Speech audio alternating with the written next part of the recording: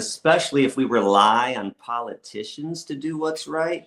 Now, come on, everybody. And I don't care which side I talk to, left or right. Everybody agrees that politicians are liars, but all of a sudden everybody wants to put their faith in a politician to make the world a compassionate place.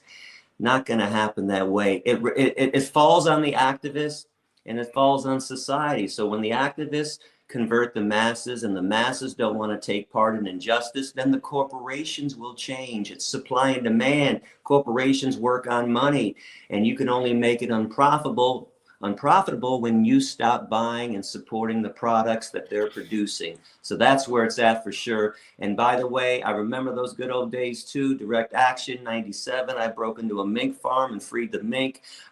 Just the consequences are severe.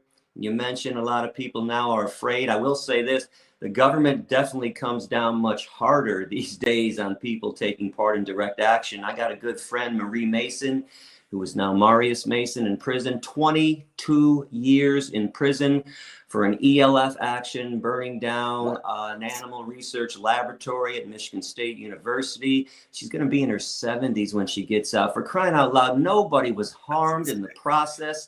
Rapists don't get 22 years in prison. Sometimes murderers don't even get 22 years in prison, but they labeled her a terrorist, and she has that label, and now she's doing 22.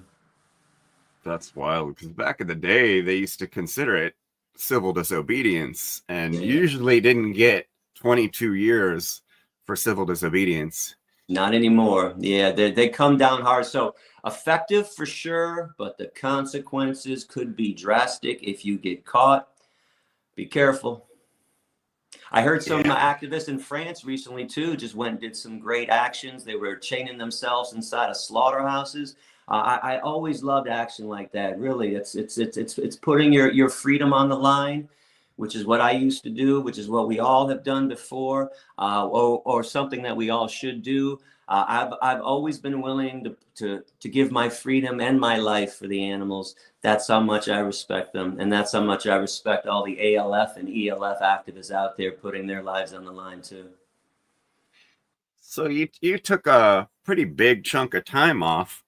Do you find that activist burnout is like kind of like gonna happen no matter what when you're being an activist in a system that's set up to stop you from being successful?